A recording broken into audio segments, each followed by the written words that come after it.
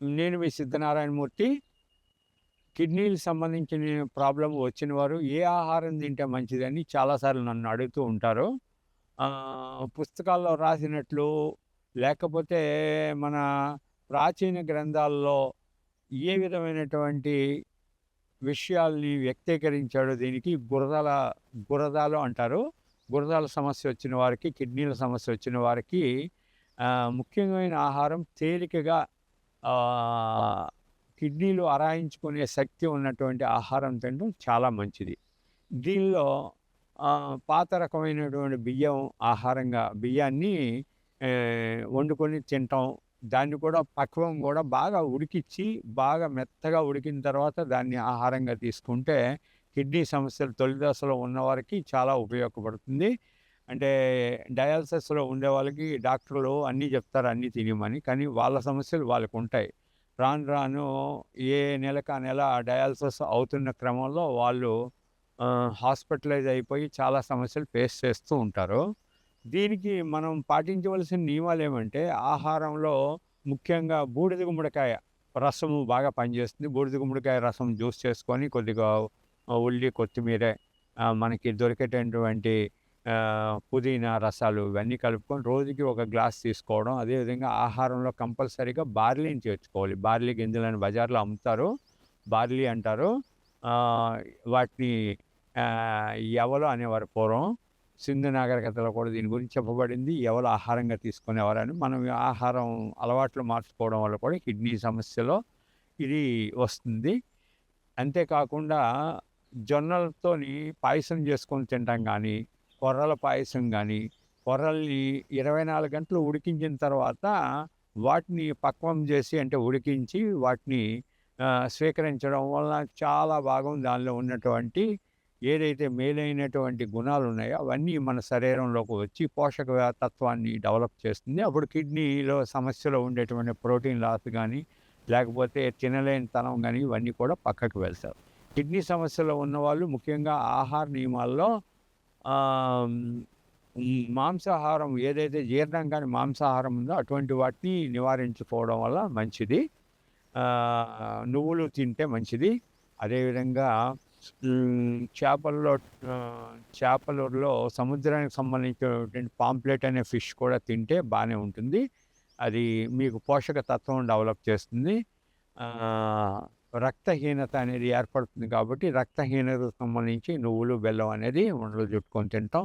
జొన్నల పాయసం గానీ, కొర్ర బియ్యం పాయసం గానీ, సామలు అదేవిధంగా ఆహారంలో పాత బియ్యం రకాలు తింటూ ఉంటే చాలా వరకు ఆ సమస్య నుంచి బయటపడతారు. నీళ్ళు మరిగించేసి తాగాలని అది కన్నా ఏదైనా జీవశక్తి ఉన్నటువంటి నీరుని గ్రహించడం వల్ల కూడా మీరు కిడ్నీ సమస్య నుంచి బయటపడడానికి చాలా అవకాశం ఉంది. మీరు తీసుకునే ఆహారమే మీరు ఎన్ని సంవత్సరాలు డయాలిసిస్ చేయించుకున్నాడు బతకొచ్చు అనేది నేర్పిస్తుంది. దీన్ని శ్రద్ధగా వినండి. మీరు ఆచరించుకోండి. దీనిలో మీరు చేసే పని ఏమంటే, మీరు వాడుతున్నటువంటి మందులతో పాటు కొన్ని ఆయుర్వేదంలో ఉన్నటువంటి మందులు శతావరి లేకపోతే అశ్వగంధ వంటి లేహ్యాలు గానీ, అశ్వగంధ, నేలతాడి లేహ్యాలు గానీ తినడం వల్ల మీకది చాలా ఉపయోగకారి. ఎనర్జీని పాస్ చేస్తుంది కాబట్టి ప్రాణశక్తి అభివృద్ధి చెంది మీరు ఎక్కువ సంవత్సరాలు జీవించడానికి అనుకూలంగా ఉంటుంది. డయాలిసిస్ చేసుకుంటే నేనింక బతకనేమో అనేటటువంటి పద్ధతి నుంచి మీరు ఎక్కువ సంవత్సరాలు హాయిగా బ్రతకొచ్చు. సమస్య వచ్చింది కాబట్టి సమస్యకు పరిష్కారం ఆలోచించాలి గానీ, వచ్చిందని మీరు ఎక్కువ టెన్షన్ పడడం వల్ల అది మీరు తగ్గించుకోకపోగా మీకు మనోవేదన వల్ల చాలా విషయాలు మీకు ఇబ్బంది పడతారు. కాబట్టి మనోవేదన కన్నా ముఖ్యంగా సమస్య నుంచి బయటపడి ఆనందంగా ఉండడానికి రేపటి రోజుని మీరు హాయిగా ఉండాలంటే కొన్ని ఆహార నియమాల్ని ఇవన్నీ పాటించండి. మీకు నేను చెప్పిన ఆహారం బాగా పనిచేస్తుంది. ఫ్రూట్స్ కూడా అన్నీ తినొచ్చు సహజంగా. ఏ సంవత్సరంలో పండే సీజనల్ ఫ్రూట్స్ అన్నీ కూడా తినొచ్చు. చాలామంది చెప్పినట్లు అవన్నీ జరిగే పనులు కావు. ఈ మొక్కతో కిడ్నీ బాగు చేసుకోవచ్చు, ఆ మొక్కతో కిడ్నీ బాగు చేసుకోవచ్చు అని చాలామంది చెప్తున్నారు. నిజానికి వాళ్ళకి కిడ్నీ సమస్య వచ్చినప్పుడు ఈ మొక్కలతో బాగు చేసుకున్నారా వాళ్ళు? ప్రాక్టికల్‌గా ఆలోచించుకోవాలి. అయితే ఆ మొక్కలు రస ఔషధాలుగా మార్చినప్పుడు కొన్ని పనిచేస్తాయి. అదేవిధంగా గలిజేరు, తెల్ల గలిజేరు, మామూలు గలిజేరు గానీ, ఈ ఈ మొక్కలు గోక్షూర ఈ మొక్కలు బాగా పనిచేస్తాయి. వాటిని ఔషధీకరించి వాడుకోవాలి. వాళ్ళు చూపించినట్లు ఈ మొక్క తినేస్తే మీకు కిడ్నీ నుంచి బయటపడిపోతారు అంటారు. కానీ ఈ సమస్యల నుంచి బయటేసే డాక్టర్ ఎవరున్నారు? ఆయుర్వేదంలో గానీ, యునానీలో గానీ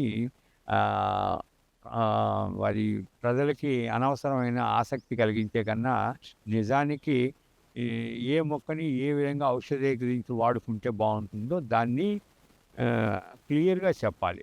ఆయుర్వేదిక్ విషయాల మీద అవగాహన ఉన్నవారు దీన్ని ఇంకా ప్రయత్నించి అలోపతి డాక్టర్లాగా మనం ఆలోచించకుండా ఈ మొక్క మీరు ఏదైనా ఇలా వాడుకుంటే ఇలా ఉపయోగపడుతుంది అనే విషయాలు చెప్పడం వల్ల ఈ సమస్యలో ఉండేవారికి మీరు మేలు చేయగలిగిన వారు అవుతారు.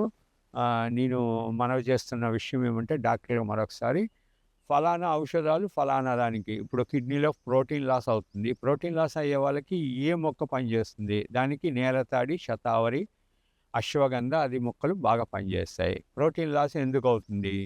ప్రోటీన్ ఎందుకు పోతుంది? మూత్రం ద్వారా. ప్రోటీన్ పోవడం వల్ల వాళ్ళకి తెలియకుండానే వాళ్ళ కిడ్నీ పేషెంట్లు అవుతారు. అలాగే బీపీ ఎందుకు పెరుగుతుంది?